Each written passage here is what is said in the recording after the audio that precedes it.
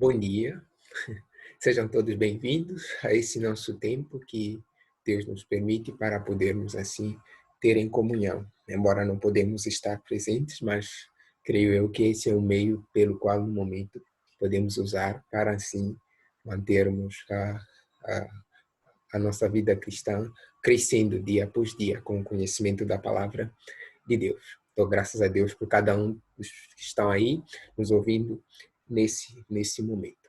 Para iniciarmos o nosso estudo de hoje, quero convidar a cada um de vocês que abra sua Bíblia para o livro de Salmos, capítulo 16. Livro de Salmos, capítulo 16, do verso 1 em diante. Vamos ler todo o Salmos, capítulo 16. Diz assim a palavra de Deus em Salmos, capítulo 16, verso 1. Guarda-me, ó Deus, tu... Diz assim, guarda-me, ó Deus, porque em ti me refugio. Digo ao Senhor, tu és o meu Senhor. Outro bem não possuo, senão a ti somente. Quanto aos santos que há na terra, são eles os notáveis, nos quais tenho todo o meu prazer. Muitas serão as penas dos que trocam o Senhor por outros deuses. Não oferecerei as suas libações de sangue, e os meus lábios não pronunciarão o seu nome. O Senhor é a porção da minha herança e o meu cálice. Tu és o arrimo da minha sorte. Caem-me as divisas em lugares amenos. É muito linda a minha herança. Bendigo o Senhor que me aconselha, pois até durante a noite o meu coração me ensina. O Senhor tenho sempre à minha presença. Estando Ele à minha direita, não serei abalado. Alegra-se, pois, o meu coração, e o meu espírito exulta. Até o meu corpo repousará seguro, pois não deixarás a minha alma na morte, nem permitirás que o teu santo veja a corrupção. Tu me farás ver o caminho da vida. Na tua presença há plenitude de alegria. Na tua destra, delícias perpetuamente. Oremos. Nosso querido Deus, soberano Pai, queremos te agradecer por esse tempo que o Senhor nos dá de estudo da tua palavra. Pedimos que o Senhor nos ajude a entendê-la e torne os nossos corações sensíveis para que possamos atentar para os teus mandamentos, para os princípios da tua palavra e assim vivamos uma vida que te glorifica. Esteja me usando neste momento para ensinar ao teu povo o que a tua palavra quer nos dizer neste capítulo. Coloco tudo nas tuas mãos, pedindo o teu direcionamento, segundo a tua graça, Pai. Guarda-nos segundo as tuas misericórdias, pois em ti confiamos. Damos-te graças neste momento por tudo e fique conosco segundo a tua graça. Em nome precioso de Cristo Jesus, que oramos e agradecemos. Amém. Muito bem. O estudo de hoje está baseado nestes salmos, que é um cântico que Davi estava expressando ao Senhor por todas as maravilhas que o Senhor tem feito em sua vida. Ele inicia com Davi falando isso para o Senhor. Tipo, guarda-me, ó Deus, porque em ti me refugio. Temos aqui Davi possuindo uma confiança genuína no Senhor, que o permitia alegrar-se mesmo quando as coisas aparentemente não estavam correndo bem. Temos aqui Davi buscando trazer na memória as coisas que lhe davam esperança, as coisas que lhe davam segurança, porque ele conhecia o único que possuía essa fonte, o único que era essa fonte de esperança que ele tinha e segurança. Então, temos nos versos 1 até o verso 3, Davi expressando essa sua confiança no Senhor e o quanto a sua bondade não se comparava com a bondade do Senhor. Davi tinha no Senhor a expressão única e máxima da bondade. Então, Davi não baseava a sua bondade na sua própria capacidade, mas ele conhecia aquele que era a expressão máxima de bondade. Ele conhecia aquele que podia o guardar, tanto em situações difíceis, assim como em situações boas. E ele vai continuar nestes salmos, no verso 2, verso 3, falando aí que ele tinha também, ele exaltava aqueles que partilhavam da santidade do Senhor, em contraste com os ímpios que nos são falados no capítulo 1 de Salmos 1, verso 1, que diz: bem-aventurado o homem que não anda no conselho dos ímpios, não se detém no caminho dos pecadores, nem se assenta na roda dos escarnecedores. Temos ali no Salmos 1, Davi falando acerca dos que são bem-aventurados, aqueles que não têm comunhão com os ímpios. E vemos aqui também Davi expressando em quem ele tem prazer, que são nos santos, naqueles que partilham da santidade do Senhor, nos filhos de obediência. Esse contraste que Davi faz aqui com o ímpio é uma revelação do quanto eles não deviam manter comunhão com as pessoas que praticavam atos abomináveis ao Senhor, aqueles povos idólatras. Por essa razão que ele depois, no verso 4, vai falar sobre a penalização daqueles que trocam o Senhor pela idolatria. Que a penalização desses, Davi não devia manter nem sequer uma comunhão com eles. E ao desenrolar deste capítulo, Davi vai expressando também o porquê dele exaltar o Senhor, porque ele tem no Senhor, como já dissemos, a expressão máxima tanto de bondade, tanto de segurança.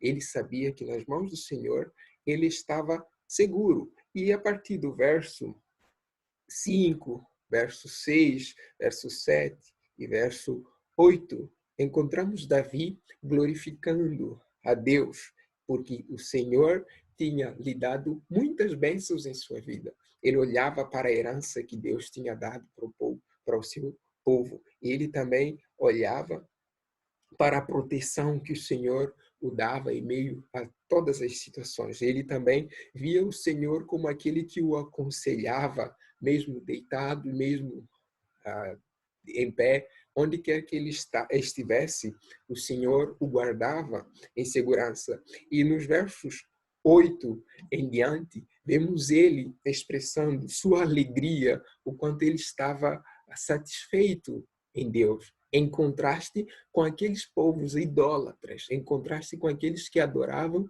a outros deuses.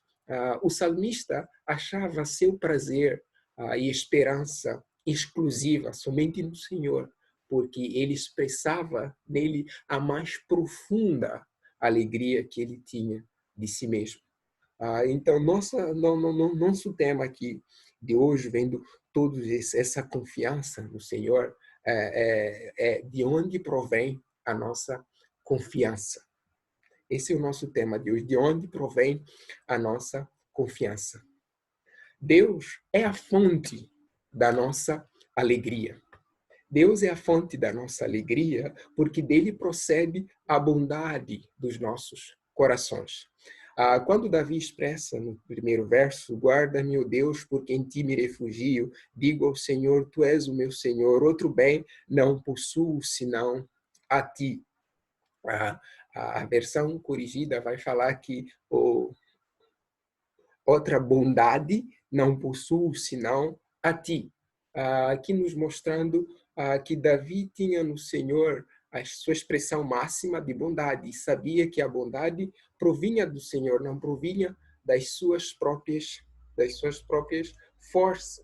Bondade é uma característica daquele que tem inclinação para o bem, ou seja, uma qualidade das pessoas que praticavam boas ações. A bondade, ela está intimamente ligada com o amor. E o amor está comprometido em buscar o melhor do outro. Então, vemos isso no capítulo 13 de 1 aos Coríntios, que Paulo vai falar sobre o significado do amor, que o amor está acima de todas as coisas. E também vamos encontrar Paulo falando que aos Gálatas acerca do dom do Espírito, no caso que o fruto do Espírito era a bondade, que faz parte disso. Então, a bondade ela está intimamente ligada com o amor. E quando olhamos para Deus, amando as suas criaturas, vendo Ele enviando o seu único filho a este mundo pecaminoso, que é essa expressão máxima que o Senhor mostra para conosco, o fato dele ter enviado o seu único filho ao mundo para morrer em favor de nós que somos pecadores. Esse amor é comprometido em buscar o nosso bem. Por essa razão que Deus envia o seu Filho Jesus Cristo, a fim de nos dar a vida por intermédio dele. O salmista sabia muito bem que o Senhor era a sua porção. O salmista sabia muito bem a confiança que ele devia expressar no Senhor. Por essa razão que ele falou essas coisas aqui que nós podemos ver aqui. Mesmo que aconteciam, mesmo que acontecessem algumas coisas, o salmista sabia quem Deus era, sabia que ele não se apartava do Senhor porque ele conhecia as ações de Deus na sua vida. Então, foi uma das pessoas que presenciou Deus o livrando de várias situações. E é nisso que ele baseava a sua fé. Ele sabia que eu devo confiar em Deus, mesmo quando as coisas aparentemente não estão boas. E todas as minhas ações que eu exerço, tanto para os outros e tanto para aquilo que eu faço, eu tenho porque isso provém do Senhor. Tiago vai nos falar que toda boa dádiva provém lá do alto, que é uma das coisas que nós também devemos perceber. Se Deus não nos quisesse bem, ele não teria enviado seu único filho para expressar o amor que ele tem por nós. Então, a bondade, ela provém de Deus. Nós, que somos pecadores, não temos nada de bom. Se olharmos para o livro de Romanos, os primeiros capítulos de Romanos, em específico, o capítulo 3, vai falar que nós não temos nada de bom, porque nós somos pecadores. Mas porque Cristo foi enviado a fim de nos dar a vida, a fim de nos dar a bondade, de nos revelar, na verdade, a bondade de Deus. Então, temos em Deus essa expressão máxima de amor. Então, Deus é a fonte da nossa alegria, porque dele procede a bondade dos nossos corações. Então, quando você fala de bondade, tem que lembrar que é uma característica de Deus. E quando fala de bondade, também tem que lembrar que o amor acompanha essa bondade e que o amor ele faz parte dos atributos de Deus. E por fazer parte dos atributos de Deus, ele expressa esse amor por intermédio de Cristo. Importa que nós tenhamos essa compreensão da bondade que provém de Deus. Não existe nenhum bem que provém de nós mesmos, como Tiago vai nos falar sobre isso daí. Então, lembre-se que Deus é a fonte da nossa alegria, porque dele procede a bondade, como o salmista bem expressa nos primeiros versos do capítulo 16, verso 1. Guarda-me, ó Deus, porque em ti me refugio. Digo ao Senhor, tu és o meu Senhor. Outro bem não possuo, senão a ti somente. Quanto aos santos que há na terra, são eles os notáveis, nos quais tenho todo o meu prazer. Então, a santidade de Deus, ela permite que nós enxerguemos Deus como o único capaz de nos dar a bondade. Em meio a essa situação difícil, precisamos olhar para o Senhor e pedirmos nele a sua bondade para que possamos exercê-lo sobre os outros. Não só aprendemos com esse salmista falando que de Deus provém a bondade, assim como aprendemos nos versos 9, que diz, alegre-se a minha... Verso 8 diz, o Senhor tenho sempre a minha presença, estando ele à minha direita, não serei abalado. Alegra-se, pois, o meu coração e o meu espírito exulta, até o meu corpo repousará seguro, pois não deixarás a minha alma na morte, nem permitirás que o teu santo veja corrupção. Vimos primeiro que Deus é a fonte da nossa alegria, porque dele procede a bondade dos nossos corações. Agora veremos que Deus é a fonte da nossa alegria, porque dele procede a segurança perpétua. O salmista, depois de citar as bênçãos que um homem recebe, que um homem que confia em Deus recebe por causa da sua fidelidade a ele, mostra como Deus o guiou em bondade e também ele ficou alegre durante essa caminhada que Deus teve com ele. Agora, ele expressa nos versos 9 e 10, ele expressa a sua alegria e a sua segurança nesse Deus majestoso, que tem cuidado dele em cada parte de sua vida. No verso 9, Davi cita aqui três coisas. Cita meu coração, cita meu espírito e cita o meu corpo. Termos esses antropológicos que expressam a pessoa como um todo, para mostrar a sua segurança e confiança no Deus Todo-Poderoso. Deus processa, Deus precisa de expressar essa bondade, ele precisa expressar essa segurança perpétua que ele nos dá, para que nós possamos o conhecer na sua plenitude, que ele é o único que pode nos assegurar, como olhamos para os homens que geralmente têm a tendência de buscar sua confiança e se apoiar numa outra pessoa, que muitas das vezes acabamos nos decepcionando por causa dessa ligação que temos feito. Mas quando olhamos para Deus, sabemos que Ele é o único que nos dá uma segurança perpétua, que não é uma segurança que alguém pode atirar, do mesmo modo como um homem pode nos magoar quando nós depositamos a confiança nele. Nesse processo que o salmista estava aqui, de expressar essa segurança que ele tinha no Senhor, ele acaba indo muito mais além. Ele acaba proferindo aqui uma profecia. Ele profetiza acerca do que aconteceria com o Messias, a segurança que Deus dá àqueles que confiam nele. Pedro cita esta passagem em cumprimento no Messias, como podemos ver isso no livro de Atos, capítulo 2. Livro de Atos, capítulo 2, que diz assim, Atos 2, capítulo 2, do verso 25 até o verso 28. Pedro diz assim,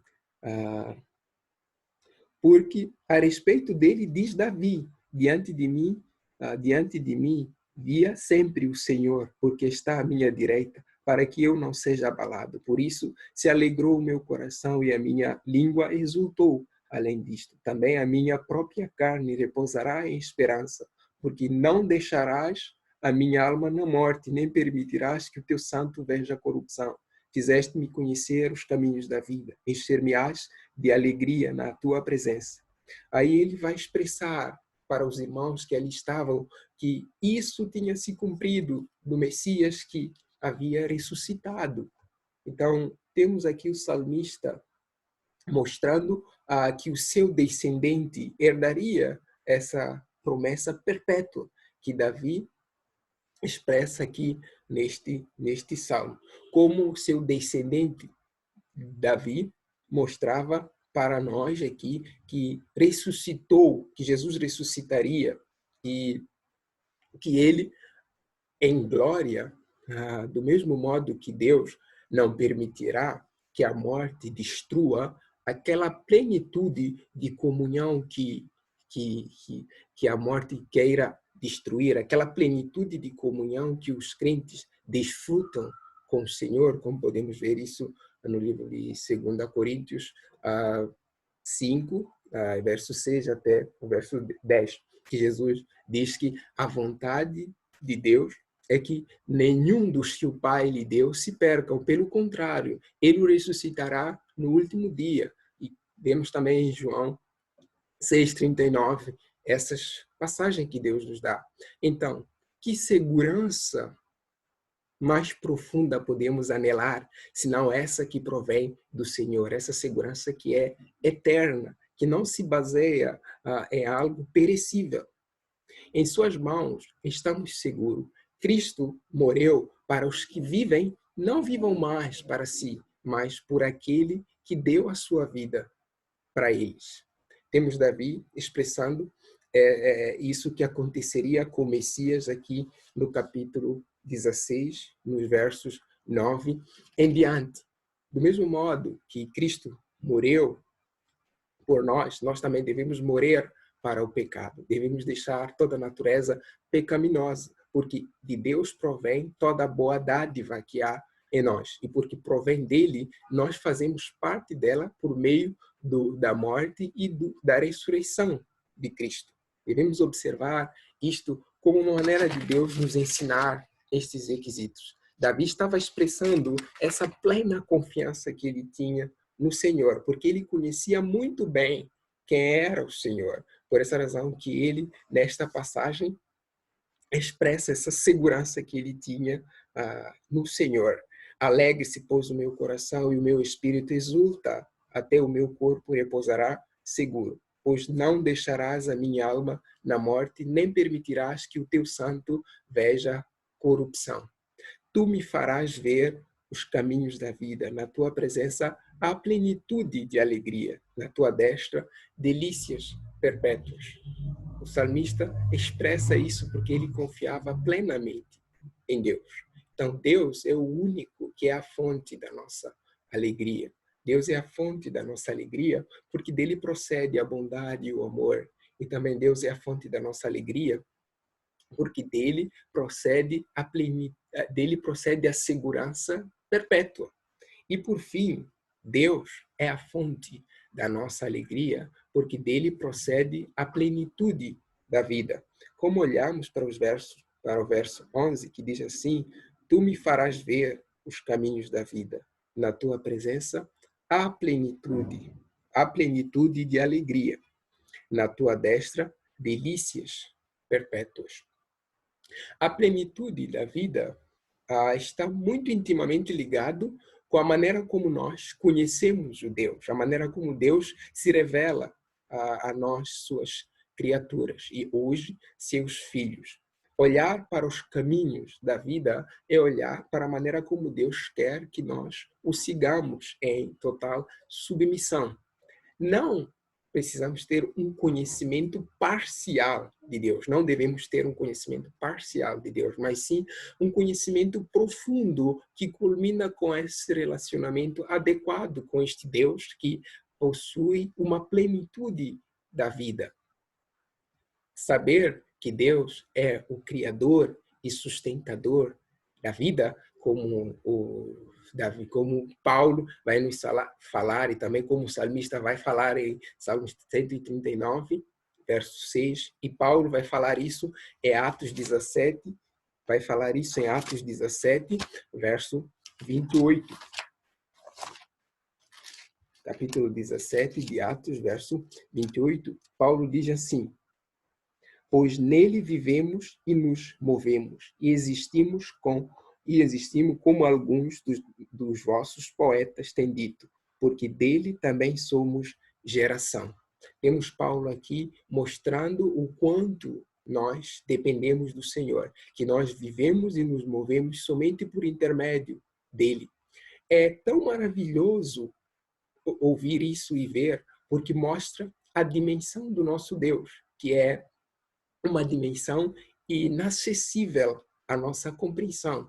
Uma vida longa e próspera é prometida a todos aqueles que vivem em obediência aos requisitos de Deus. Mas ela não se compara à glória que há de ser revelada em nós no porvir e nas bênçãos eternas que receberemos do Senhor. A ressurreição de Cristo nos assegura tais bênçãos. Paulo nos diz, se Cristo não tivesse ressuscitado, então seria vã a nossa fé. Isso Paulo nos fala no livro de Coríntios, 1 Coríntios, capítulo 15, o verso 16. Paulo diz assim: porque se os mortos não ressuscitam, também Cristo não ressuscitou. E se Cristo não ressuscitou, é vã a vossa fé, e ainda permaneceis nos vossos pecados. Temos aqui Paulo falando isso. Mas se Cristo ressuscitou, nós temos plena certeza que nós que cremos nele temos plena certeza que somos transformados de glória em glória, porque estamos em obediência aos requisitos que Deus colocou para que nós pudéssemos ser salvos. Então, Deus enviou seu único filho ao mundo em cumprimento da promessa que ele tinha feito a Adão, que ele tinha feito a Abraão, e que todos os homens que crerem nele, em Jesus como Salvador, como tendo ressuscitado dentre os mortos, vencendo a morte, e que nos assegura a certeza da nossa salvação, podemos crer que estaremos com ele na sua presença. Então, a ressurreição de Cristo, ela é celebrada porque ela expressa a vitória de Cristo sobre a morte. Romanos 8, vou abrir aqui Romanos 8, verso 29. Romanos 8, verso 29, diz assim: Porquanto os que de antemão conheceu, também os predestinou para serem conformes à imagem de seu Filho, a fim de que ele seja o primogênito entre os irmãos. E os que predestinou, a esses também chamou, e aos que chamou, a esses também justificou, e os que justificou, a esses também glorificou. Todos quanto crerem no Senhor Jesus Cristo, como tendo ressuscitado dentre os mortos, a todos que creem que Cristo é o único por intermédio de quem podemos ser salvos, então seremos transformados de glória no porvir.